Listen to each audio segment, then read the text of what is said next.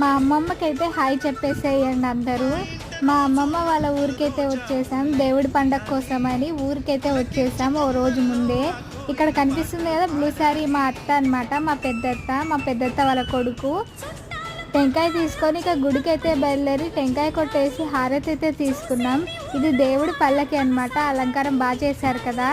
మా అమ్మమ్మ మా తాతయ్య ఈ ఊరికి ప్రెసిడెంట్ అనమాట, అందుకే పూజకి వాళ్ళే కూర్చున్నారు. ఇదే దేవుడి తేరు, వాళ్ళైతే పూజకైతే కూర్చొనిస్తున్నారు. ఇక్కడ బ్లూ కలర్ శారీ పక్కనే ఒక ఆవిడ ఉంది కదా, ఆమెనే మా చిన్నత్త, పేరు హేమావతి.